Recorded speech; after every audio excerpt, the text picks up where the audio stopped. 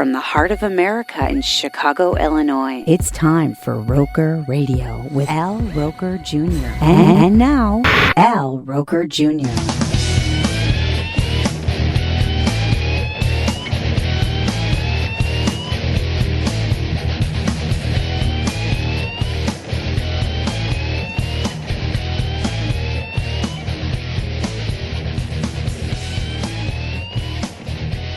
Hey, it's Al Roker Jr. Welcome to another edition of Roker Radio. I am here at the AMC 21 in River East for the premiere of the ESPN 30 for 30, the 85 Bears. Hard to believe that it has been 30 years since the Bears won the Super Bowl.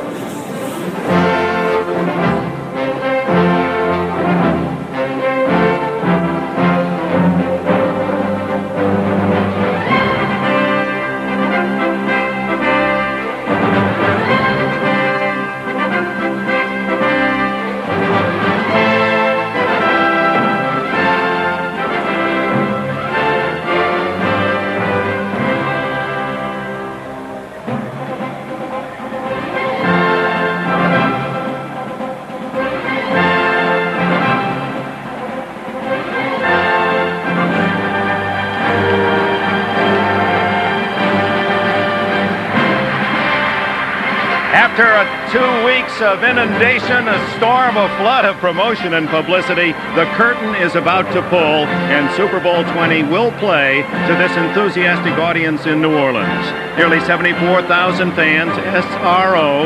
The stage is colorfully set for the NFL's top two companies, the Chicago Bears and the New England Patriots. Hello, everyone. Dick Enwood with Merlin Olsen. As my friend Kurt Gowdy, the Hall of Famer, used to say, how about the game? Are we finally there? I think the waiting is almost as hard on us as it is on the teams, Dick. I saw you out in the hall doing calisthenics. Well, I'm ready now. Send me in, Coach. Well, we're talking about the American tradition and something we've always exalted, paid tribute to our winners. It's an American way. And the two head coaches today learn their winning ways from their fathers. Raymond Berry, his dad, a highly successful high school football coach in Paris, Texas, taught him the lessons. And for Mike Ditka, the Chicago Bears, his dad, an ex-Marine, worked in the steel mills outside of Pittsburgh. He taught him with tough discipline and drilling that that's how you win. Dick, we're kind of representing teams who have been forgotten. They haven't been in this game in a long, long while, haven't had this chance. Looking into the eyes of the players, you feel the excitement, the joy, the enthusiasm. That's something that I can understand. All of my career, I dreamed about playing in a game like this. 15 years, I chased that dream and never made it. The reality, though, too, Merlin, that America does tend to forget the losers. That's something else I saw in the eyes of the players was fear. They don't want to go home and spend the whole offseason explaining why they lost in this game today. Well, a man who knows both feelings here in the Super Bowl as a winner and a loser joins us, the former quarterback of the Miami Dolphins. Let's get Bob Greasy's reflections. Well, thank you, Dick. You know, Merlin said he chased that dream for 15 years. I was fortunate to play in this game 3 times. It's not an ordinary game. It's something special. Down here on the sideline, I sense from the players a great deal of confidence, but also some nervousness. I think back to when I played in the first Super Bowl in the locker room before we came out, and after having 2 weeks to prepare and all the computer printouts and all the film you watch, I start getting a little fear myself, fear that maybe the team won't be in the same defense that we'd prepared for, or maybe I might forget my plays. So there is some nervousness that goes around, and these teams will maybe show that a little bit out here today, but both teams feel like they're a team of destiny. The winning player on each team is going to get $36,000 and a championship ring. They'll spend the money. The ring they'll have forever. I think he just wears that ring to make me feel bad up here, Dick. Just to identify it, that was the ring that completed the perfect year, Super Bowl 7. Bob Greasy and the Dolphins going 17-0. All right, we've boiled down, assimilated a lot of information. Make it easy for me. Where is your primary focus in this game? Dick, there's no secret here. The toughest matchup, my eyes are going to be right on the center, the 2 guards and the 2 tackles of the New England Patriots, watching how they match up with that great Chicago Bear defense. Down in the trenches, watching those big men, we'll get a quick check on the pulse of this game. We'll meet the numbers and the names to match the introduction of the starting lineups. The Patriots and the Bears ready for Super Bowl 20.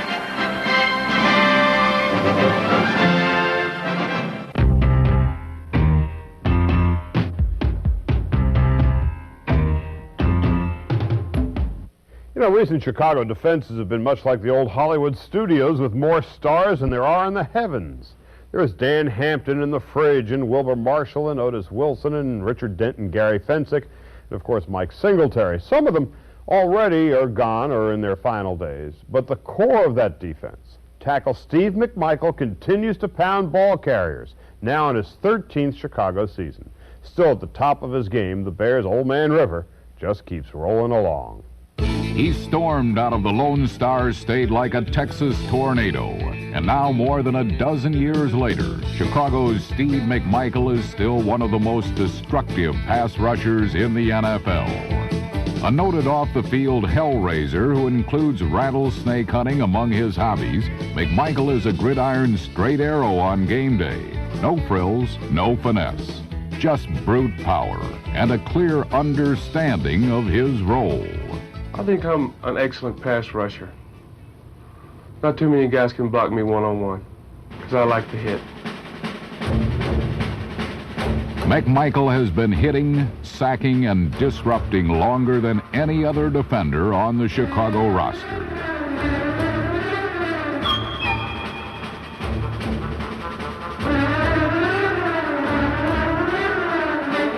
You know, I kind of gauge my season on how I do against him, but Steve's a great player. I tell you what, he's probably the most underrated player in the NFC, if not the NFL.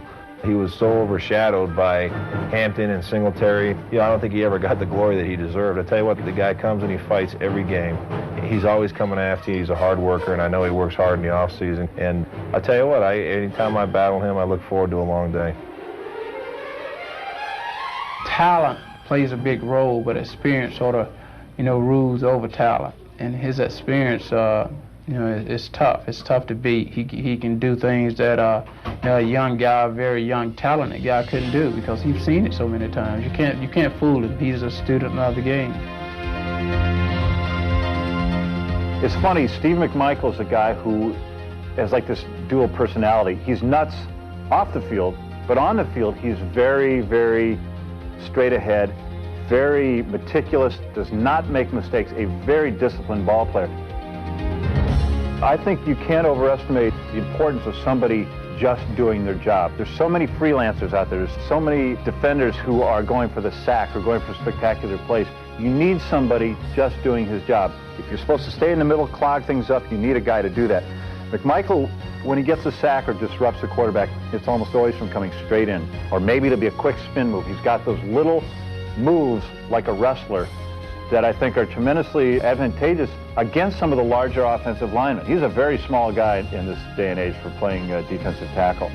But as much as his off-field persona is that of a crazy wild guy, his on-field persona is that of somebody who's very, very disciplined. And there's still room for people like that in this game. And I'm here with Steve McMichael, and Steve, it's great to see you. You look fantastic. And there have been so many stories about this 85 Bears team. Yeah. One in particular with you. Can you briefly tell the story about the night before the Super Bowl when Buddy tells you in the meeting that he's going to go?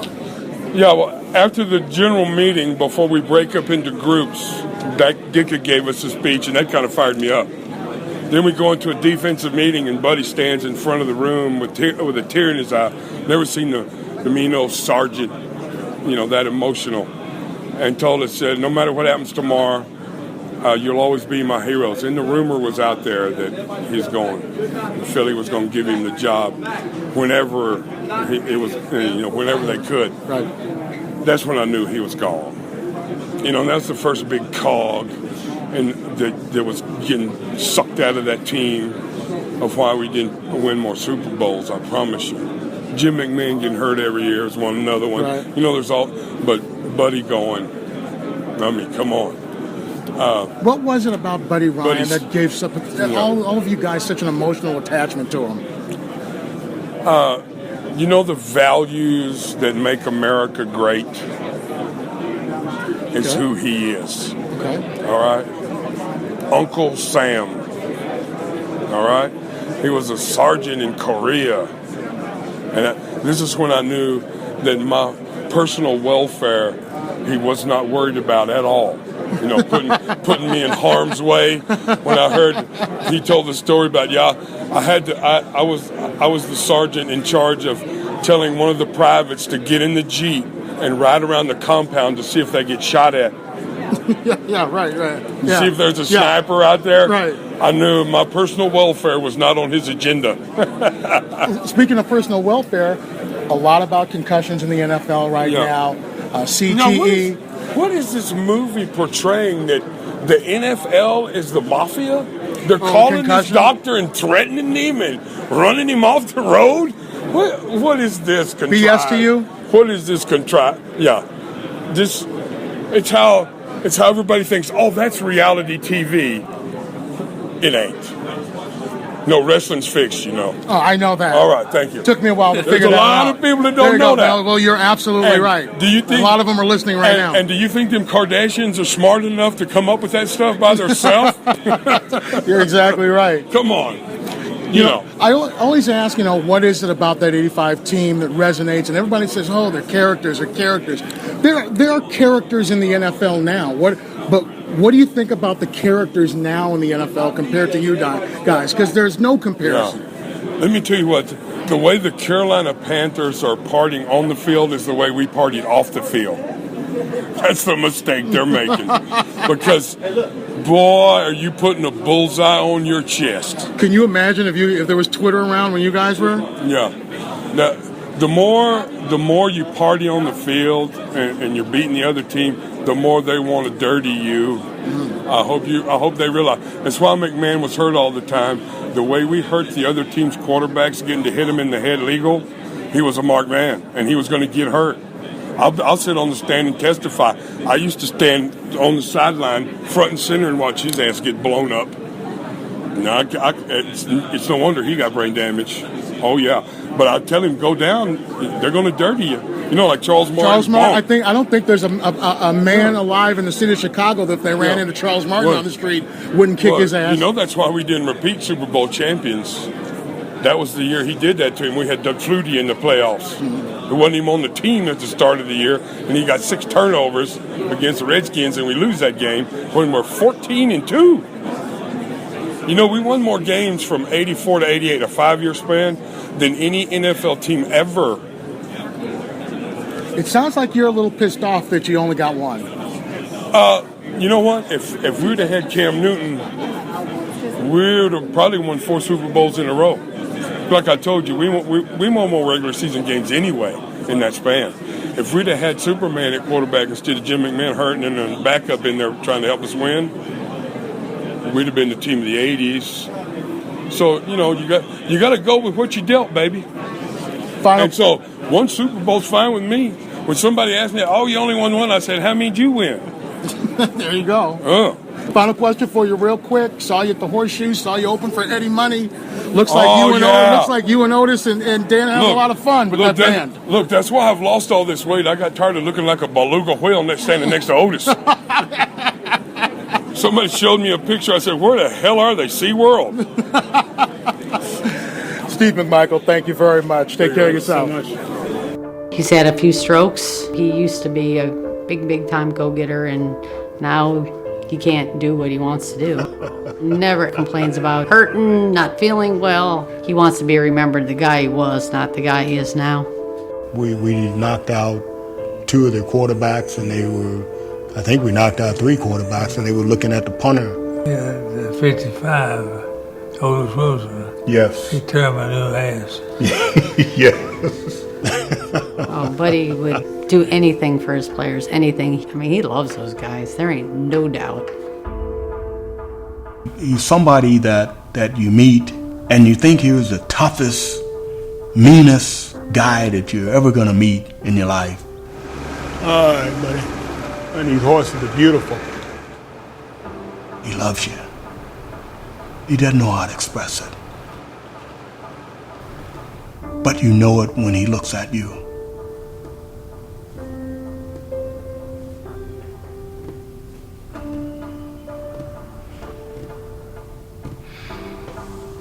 You know it. You know it. You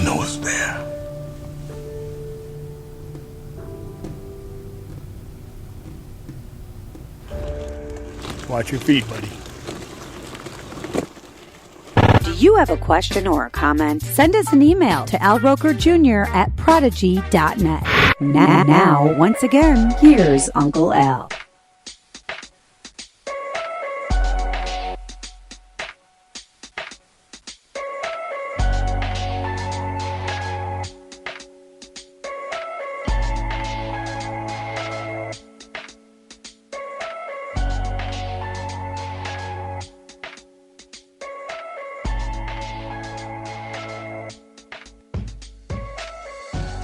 I'm happy for Steve, and I told him I'm proud of him. I tell you what, he's always like a forgotten man. Ah, shut up. What about the black field goal? Here, have a quarter and make a phone call. Get your mouth shut. Get your mouth shut, jerk. Dickus. See that? That's your IQ, buddy. 0. All the turnovers. No, I'd rather talk to him. Mike, I know I'm smarter than that son. I'm not funny. I was trying to tell the guy, seriously, I wasn't trying to be funny with the guy, because if I would have got a hold of him, I wouldn't have been funny with him. It had nothing to do with fun. It had nothing to do with being funny. But this will be the big deal. Let's do this. Let's forget who we're playing this week and just write about how funny I am. And then we'll have a good time, and we'll clown around every day, and I got some magic tricks I'll show you. I think it's silly to keep the camera on the coach, especially this coach. I mean, that's silly. I mean, there's a lot of coaches who like to keep it on. You could put people sleep with it, but you put it on me, and, guys want to go out and buy guns, hand grenades, it's crazy. You can book it, take it to the bank, and cash it. Did Bob will I ever joke with you? No. Bob, book this one. When will we see him? Well, today's what, Wednesday? Sunday you'll see him. In the game. Well, what do you want now? The headlines tomorrow. Oh, I can preview you guys. Well, Mike just Oh, sure. You got to make it controversial. And that's why you wore that ugly sweater today. He's less today than he did. Hold it. It's nothing. I said I'll make a decision tomorrow. Don't put words in my mouth. Well, if you can't, then it will. Well, if it's not, somebody will. And you'll learn that Monday. You're 100% right, but you're a pain in the butt. That's my opinion. That's my opinion. Mike, you elaborate on why Mike. No, I can't elaborate on it, and you shouldn't need to elaborate unless you're a blind man. But if you're a blind man, get a cane. I mean, that's war out there. That's a war zone. I mean, he's in danger of losing limbs out there, and he's hanging in there trying to do the best he can. I mean, this is tough stuff. I mean, this is the NFL. This is bad stuff. Man, this is what it's all about. I mean, people are getting snot knocked out of them out there. This is a good football game, boy. I mean, I don't care what the score was. They beat us. It was still a good football game. The people were hitting each other. That's what this is all about. They didn't back down from us, and we didn't back down from them. And that was a heck of a game. Anybody could have won it. We were lucky to win it. So I'll take the luck. I'm tired of the skill. And we're here with the coach, Mike Ditka, and hard to believe 30 years since you guys won the Super Bowl, and you haven't changed a bit. You look better today than you did then. Well, I don't know. I've changed a lot. I've got old, but the memories you don't lose the memories. And you don't think about it. You don't dwell on it because it is in the past. But you do when you get to see the players and talk to the players and reminisce like we did last night. It's really great because a lot of good things happened in the old Hallis Hall. I'm telling you, a lot of good things happened. I mean, we created something.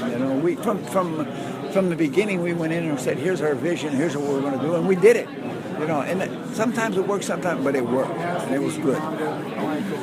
When you saw the guys yesterday at Soldier Field for that reunion, the first time since, I'm assuming, the White House, what kind of emotions came over you? I don't get emotional about that because I think the joy was in what a great group of guys I had. They were all good guys. I mean, yeah, you might holler at somebody for something, but it was our guys. Here's what happened with our football team. We had such good leadership that they kept everybody in line. They didn't have to worry about me keeping people in line. They kept them in line. they had priorities, and they knew what the priorities were. The priorities were to win and to be a champion, and that's why we were. But I had great leadership on that team, starting with Walter and Jerry Fensick and Mike Singletary, all those guys. Dan Hampton, they were all great leaders, and that's what made it nice. You know, one moment in time can change a person's life forever. You're coaching with Dallas, you're playing with Dallas, and you're coaching with Dallas, and then you send a letter to Papa Bear Hallis telling him that please consider you for the head coaching job, you think you're ready. You had had a falling out with Hallis years past. How did you reconcile? What made you decide to send that letter? Well, because I wanted to coach the Bears. I really did. I wanted to coach the Bears. I thought I could be a successful coach with the Bears. We had won the championship in '63, and that was a big, important thing to me. And I thought, I could have probably went on and been an assistant coach for a while, but that's not what I wanted. I wanted to coach the Chicago Bears. So the only way I was going to do that is to write a letter to Mr. Hallis. And I wrote the letter to him, and he responded. And actually, Coach Landry came to me and he says, Coach Hallis would like to see you. And I said, well, what about? He said, I think he wants to hire you to coach the Bears. And I said, you're kidding. Nope. So I went up. That's what it was. I went up, sat across from him at his kitchen table, signed a contract, and I became the coach of the Bears. And probably at that time, probably the lowest paid coach in the league, but it didn't matter. All that mattered was the opportunity. It wasn't about money. It was about doing what you love and doing for the organization that you love. And now you're on the Mount Rushmore of Chicago. And final question for you, Coach. 30 years, and you've never really gone away. The restaurant's been successful. You've always been here. What is it about Chicago? Why stay around? You don't need to be here. You could have your legs up in Florida and relaxing, and you could have done that 25 years ago. What is it about the city of Chicago, the people of Chicago, that has made this place so endearing to you? Somebody once said it's the city of broad shoulders, and I really believe that. It's a city that mixes the elite with the working class, and it does it pretty darn well. And I've watched the city grow. I live right downtown, and I have a home in Naples, Florida, and I'm going down there tonight. But I just don't think that I'd ever want to live anywhere else but Florida and here. I mean, but Chicago, because I got restaurants here, that's part of it. But that's not the whole thing. People are, I think for the most part, are really genuinely nice to me. And that's good. Coach, thank you. Congratulations. They don't call me bad names on the street. No, they don't. No, they don't. Everybody loves you. Thank you, Coach, so much. Continued good health, and we'll see you at Ditkus. All right. Thank you. As NFL training camps opened in the summer of 1985, the Bears welcomed the largest rookie to ever put on a team uniform, a lineman out of Clemson who weighed as much as 390 pounds during his college career, with a nickname to match. The nickname Fridge came when I was in Clemson. Me and my friend, we had went out one night, and he was behind me, and I blocked out all the light going into the elevator, and he said, "Oh, get out of the way, you're a walking refrigerator." So that's how I got the name of Fridge.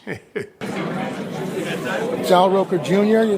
here at the premiere of the 85 Bears. It's the ESPN 30 for 30 documentary, and I'm here with the director, the Emmy Award-winning director, Jason Ayer. What were some of the other projects you've been involved with? With ESPN, I did a film called The Fab Five. I did one called Bernie and Ernie. I did one called Down in the Valley, which is yet to air. But I've done, and then before that, several projects before that at NBC and HBO. Those were all great. The one about Bernie and Ernie, and also the one about thank you very much. The Fab Five. Where are you from? I'm from Boston. So where did the allure of the 85 Bears? Why the 85 Bears for a Boston guy? They were the most iconic team of my youth, and that goes across sports. They were, in my opinion, the most important pop cultural team of my lifetime.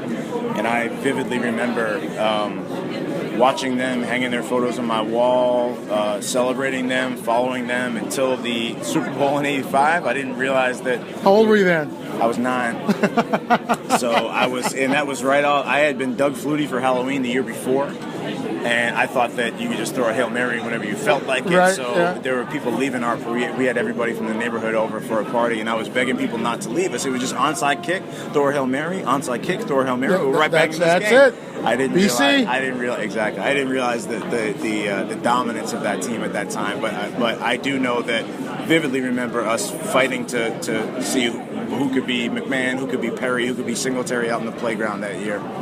What did you learn about the 85 Bears that you didn't know after you completed this documentary? It's humanized. Talking to them for 3 hours at a time, each guy, it humanized all of them. And I can't say that I was surprised that they were human beings, but what I was hoping to find was that they were human beings with the exact same hopes and fears and insecurities and memories and perspectives on things as the rest of us have.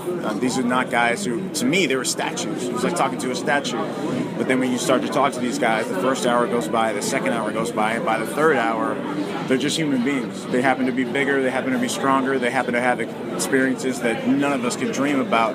But my goal for the whole thing was to humanize these guys and have audiences realize that they're just human beings just like us. A cast of characters, I mean, you could list them for 10 minutes. Who did you find most compelling? Steve McMichael is the most interesting, entertaining character I've ever interviewed in my life.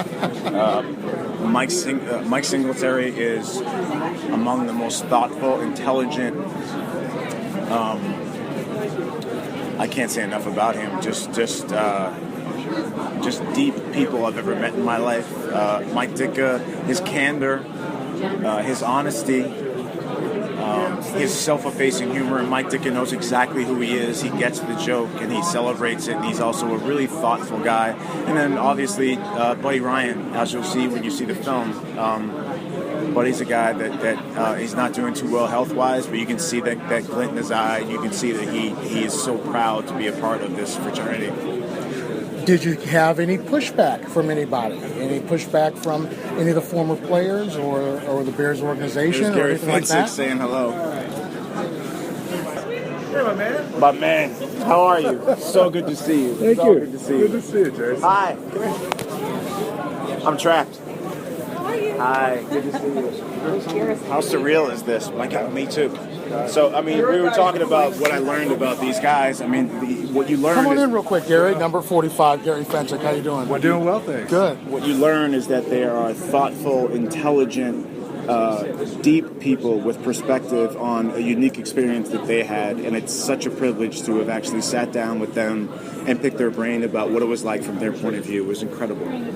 Thank you so much, Jason. You got it, man. Gary, great to see these guys again. Oh, absolutely. I saw the entire team last night. It was fantastic. And we're all nervous about what Jason actually did with us. Oh, you haven't seen the final cut No, yet? I haven't seen the final cut. So I'm not going to be shaking hands again until after. But it's obviously an important part of my life. And last night, all the guys from the 85 team were together, with the exception of Ron Rivera, who called in. Oh, nice. And so, it's a tight team, and it's a bonding that's never going to end, which is wonderful.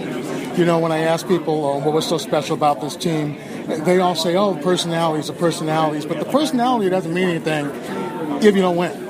Exactly right. Oh, baby, that's exactly right. Nobody's asking about the 86 and 84 Bears. So you're right. You've got to win it. And fortunately, I wish we had won more, but this one certainly bonded the 85 team. And is there one, other than winning the Super Bowl, is there one moment from that season that stands out for you? Oh, yeah, definitely. 44-0 against the Cowboys. I was in my 10th year, and we had never beaten the Cowboys in a preseason, regular season, or postseason game. Oh, wow. So, yeah, that was a big one. How tough was that for Coach, beating his mentor like that? I think it was tough, but he got over it. Gary, enjoy the premiere tonight. You. Take care. Thank you very much. The greatest football team in NFL history. Go watch the film. Go look at the numbers. We dominated the game. We beat the hell out of people. You know, when there's a pack of wild dogs, if one of them's mean, they're all going to be mean. We were not going to let anything deter us from the vision that we had of winning the Super Bowl. We all crossed the bridge together. I love you. Take care. God bless. That's why I love Buddy Ryan. There's a price to be paid for everything. That's the spinal cord? After he gets that glory, every one of them would do it again. Absolutely. I'd do it in a heartbeat. That's pretty cool. After 30 years, they're still talking about us being the best team. For one moment in time, we were the best.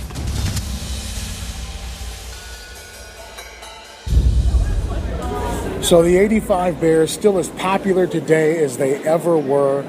Most of them still with us. A lot of them still in Chicago. You can see Otis and Hampton and Mongo and Ditka and Fensick all around town. And they're just as popular today as they were 30 years ago. It's hard to believe that was 30 years ago that they won that Super Bowl. 46-10 in the Superdome against the New England Patriots. Unfortunately, Bears have only been back to the Super Bowl once since then, and the Patriots have been back 7 times. But hey, brighter days ahead. It's a great documentary, ESPN, check it out, 30 for 30. Our thanks to the director, Jason Eyre.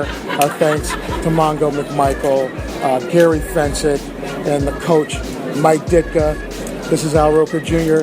Check us out, alrokerjr.com, Facebook, Twitter, @AlRokerJr. Thanks so much for checking us out. Until next time, peace.